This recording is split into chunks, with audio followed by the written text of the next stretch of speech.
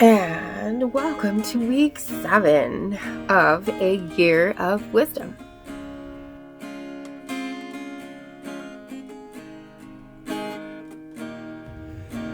Day 46. Job 16, 17, and 18. Then Job answered, I have heard many things like these. You are all miserable comforters. Is there no end to your empty words? What provokes you that you continue testifying? If you were in my place, I could also talk like you. I could string words together against you and shake my head at you. Instead, I would encourage you with my mouth, and the consolation from my lips would bring relief. Even if I speak, my suffering is not relieved, and if I hold back, what have I lost? Surely he has now exhausted me. You have devastated my entire family. You have shriveled me up. It has become a witness. My frailty rises up against me and testifies to my faith. His anger tears at me, and he harasses me. He gnashes his teeth at me. My enemy pierces me with his eyes. They open their mouths against me and strike my cheeks with contempt. They join themselves together against me. God hands me over to unjust men. He throws me into the hands of the wicked. I was at ease, but he shattered me. He seized me by the scruff of my neck and smashed me to pieces. He set me up as his target. His archers surround me. He pierces my kidneys without mercy and pours my bile on the ground. He breaks through my defenses again and again. He charges at me like a warrior. I've sewn sackcloth over my skin. I've buried my strength in the dust. My face has grown red with weeping, and darkness covers my eyes. Although my hands are free from violence and my prayer is pure. Earth, do not cover my blood. May my cry for help find no resting place. Even now my witness is in heaven, and my advocate is in the heights. My friends scoff at me as I weep before God. I wish that someone might arbitrate between a man and God, just as man pleads for his friend. For only a few years will pass before I go the way of no return. My spirit is broken. My days are extinguished. A graveyard awaits me. Surely mockers surround me, and my eyes must gaze at their rebellion. Make arrangements. Put up security for me. Who else will be my sponsor? You've closed their minds to understanding. Therefore, you will not honor them. If a man informs on his friends for a price, the eyes of his children will fail.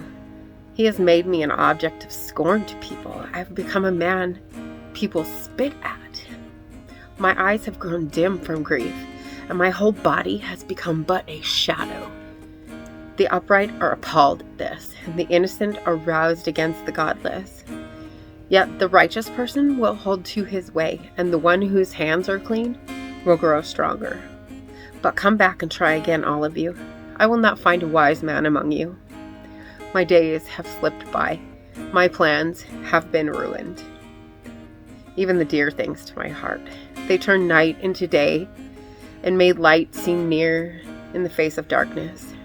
If I await Sheol as my home, spread out my bed in darkness, and say to corruption, you are my father, and to the maggot, my mother and my sister. Where then is my hope? Who can see any hope for me? Will it go down to the gates of Sheol, or will we descend together to the dust? Then Bildad, the Shuhite, replied, how long until you stop talking?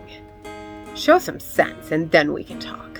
Why are we regarded as cattle, as stupid in your sight?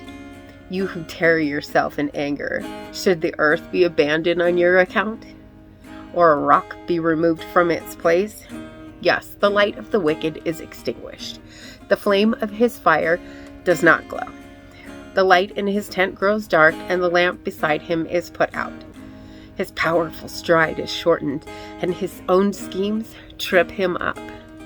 For his own feet lead him into a net, and he strays into its mesh. A trap catches him by the heel. A noose seizes him. A rope lies hidden for him on the ground, and a snare waits for him along the path. Terrors frighten him on every side and harass him at every step. His strength is depleted. Disaster lies ready for him to stumble. Parts of his skin are eaten away. Death's firstborn consumes his limbs. He's ripped from the security of his tent and marched away to the king of terrors. Nothing he owned remains in his tent. Burning sulfur is scattered over his home. His roots below dry up, and his branches above wither away. All memory of him perishes from the earth. He has no name anywhere. He is driven from light to darkness and chased from the inhabited world. He has no children or descendants among his people, no survivor where he used to live. Those in the west are appalled at his fate, while those in the east tremble in horror. Indeed, such is the dwelling of the unjust man. And this is the place of the one who does not know God. Proverbs 15. A gentle answer turns away anger, but a harsh word stirs up wrath. The tongue of the wise makes knowledge attractive, but the mouth of fools blurts out foolishness. The eyes of the Lord are everywhere, observing the wicked and the good. The tongue that heals is a tree of life, but a devious tongue breaks the spirit. A fool despises his father's discipline, but a person who accepts correction is sensible. The house of the righteous has great wealth, but trouble accompanies the income of the wicked. The lips of the wise broadcast knowledge, but not so the heart of fools. The sacrifice of the wicked is detestable to the Lord, but the prayer of the upright is his delight. The Lord detests the way of the wicked, but he loves the one who pursues righteousness. Discipline is harsh for the one who leaves the path. The one who hates correction will die. Sheol and Abaddon lie open before the Lord. How much more human hearts? A mocker doesn't love one who corrects him. He will not consult the wise. A joyful heart makes a face cheerful, but a sad heart produces a broken spirit.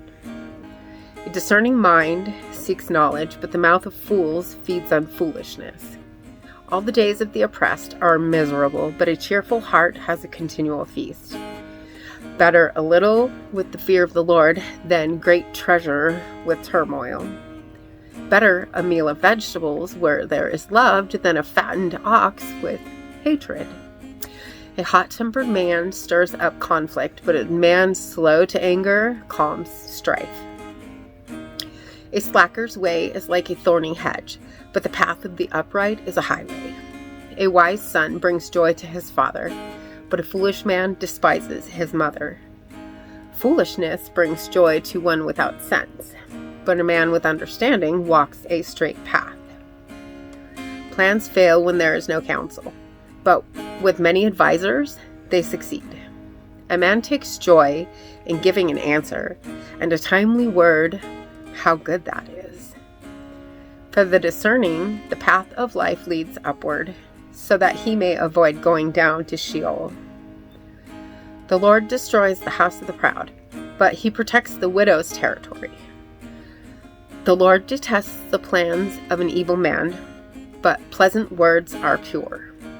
The one who profits dishonestly troubles his household, but the one who hates bribes will live. The mind of the righteous person thinks before answering, but the mouth of the wicked blurts out evil things. The Lord is far from the wicked, but he hears the prayer of the righteous. Bright eyes cheer the heart. Good news strengthens the bones. One who listens to life-giving rebukes will be at home among the wise.